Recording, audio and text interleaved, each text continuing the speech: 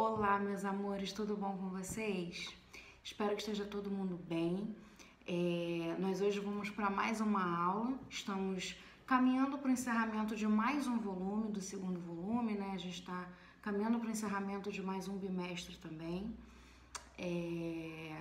Então, aquelas recomendações de sempre. Prestem atenção na videoaula, anote os pontos mais importantes e anotem as dúvidas e procurem tirar essas dúvidas assim que possível.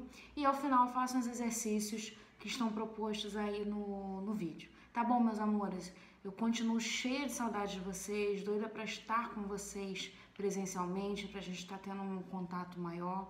Mas por enquanto a gente não pode. Eu continuo torcendo para que tudo acabe logo e principalmente que vocês passem por isso da melhor forma possível e que vocês estejam sempre bem. Então vamos lá, mais uma aula? Grécia Antiga, capítulos 14 e 15. Na aula de hoje, nós vamos estudar um pouco sobre o que foi o período da Grécia Antiga, como começou a sua história e os principais momentos desse período. A cronologia desse período. A Grécia Antiga ela começa no período micênico, por volta do século XX ao século XII a.C. É quando a Grécia é formada por diversos povos, como os eólios, os jônios, os micênios, os dórios e outros povos.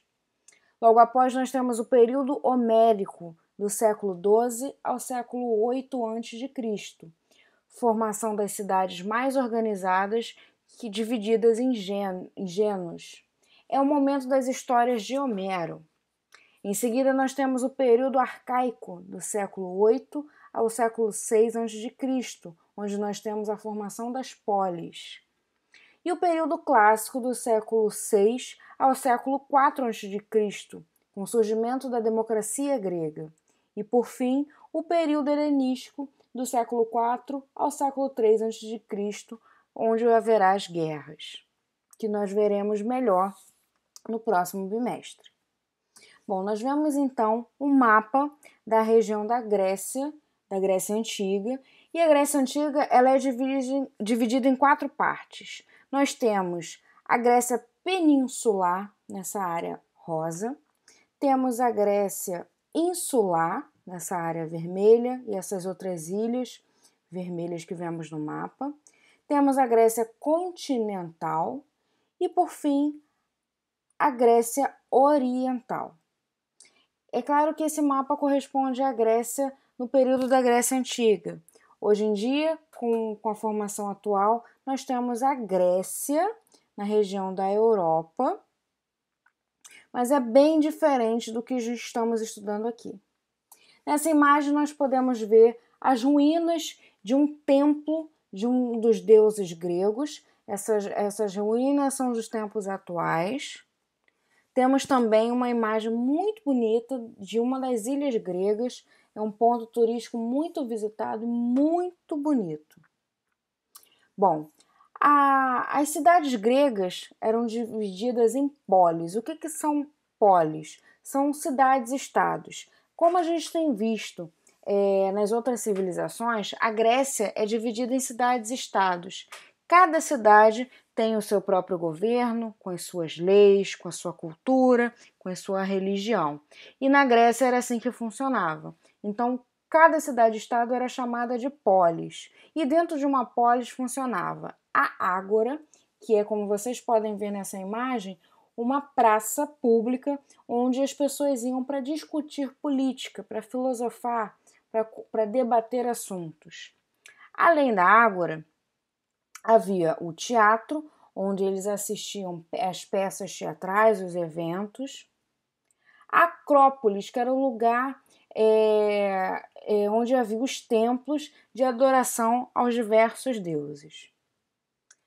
As principais cidades da Grécia Antiga são Atenas e Esparta, e nós vamos estudar um pouco melhor sobre essas duas cidades, porque elas têm grandes diferenças entre si, são cidades completamente diferentes.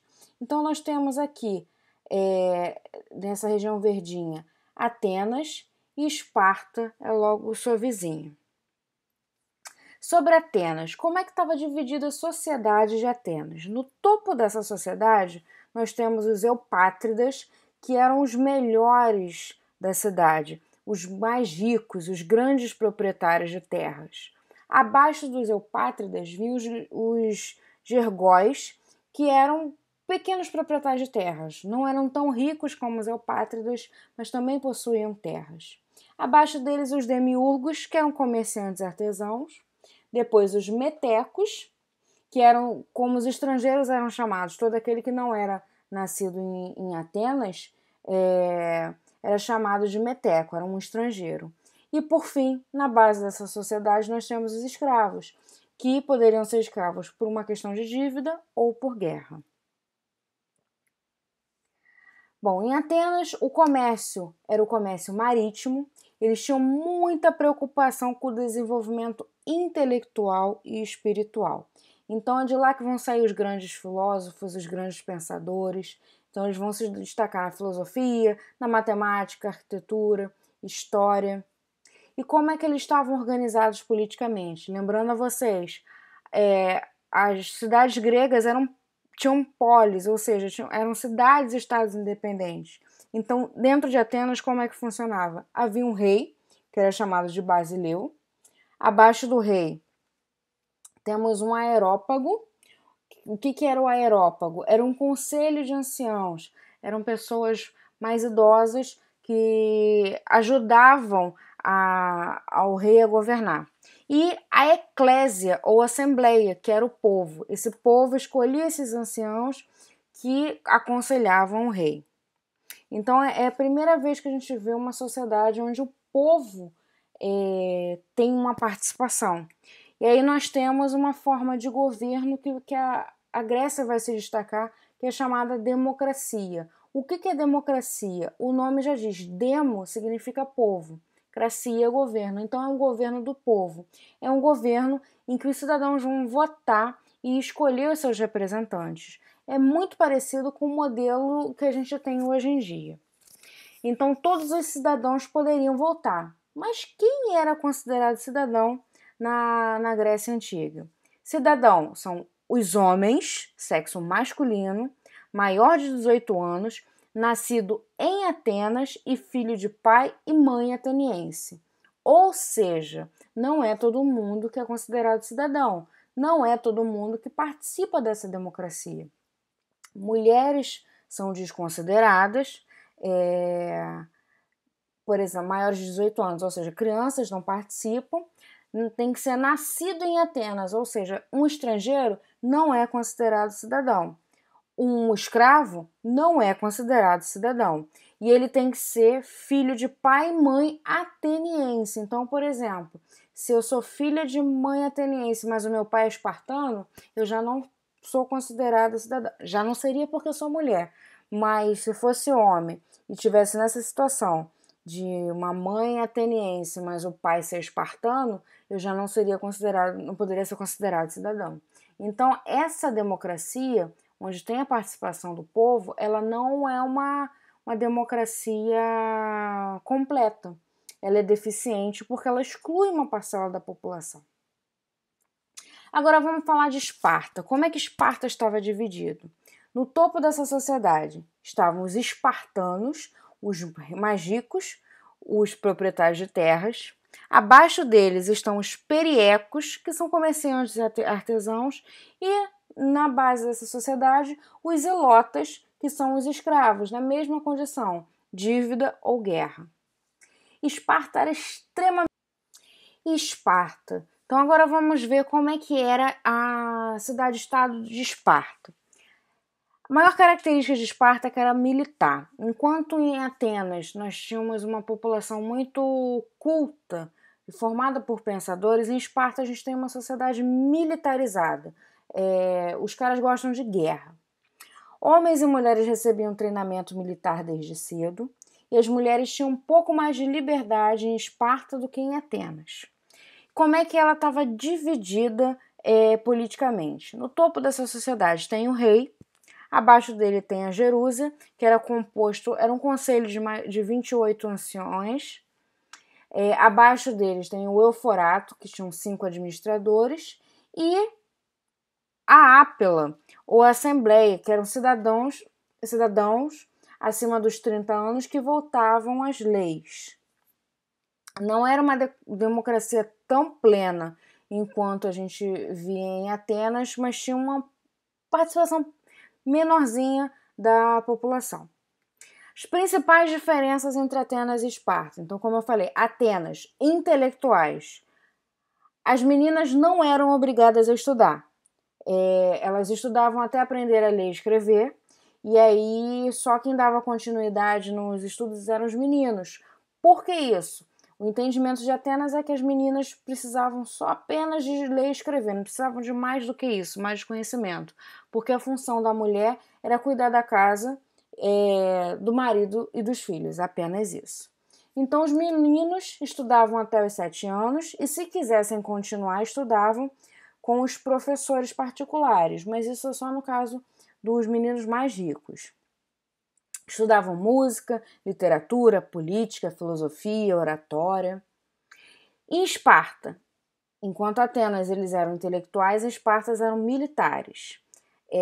Todos estudavam até os 7 anos, só aprender a ler e escrever. Em Esparta, como eles não eram intelectuais, eles eram voltados muito para a guerra. Para a guerra você precisa saber muita coisa, ler e escrever já é suficiente.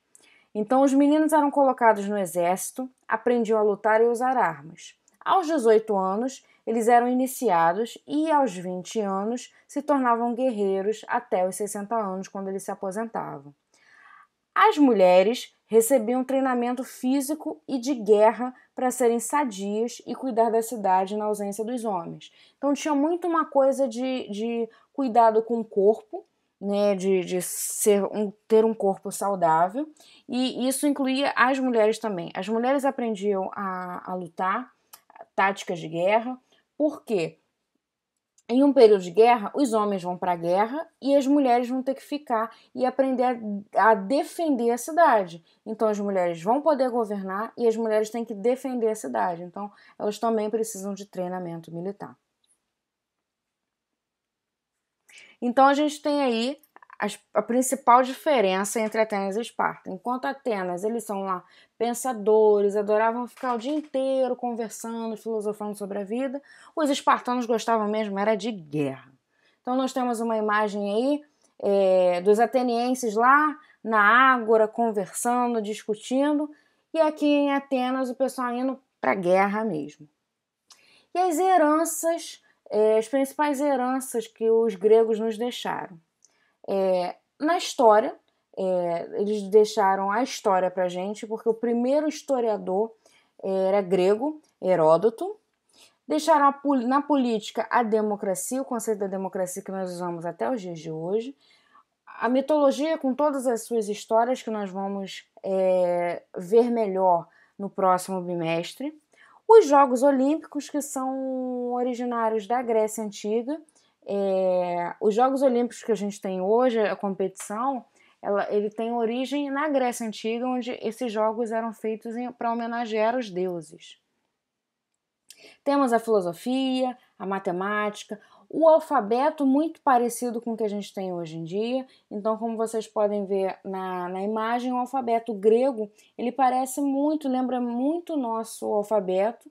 E o nosso alfabeto vai ficar completo depois com a contribuição dos romanos, que a gente vai ver mais para frente.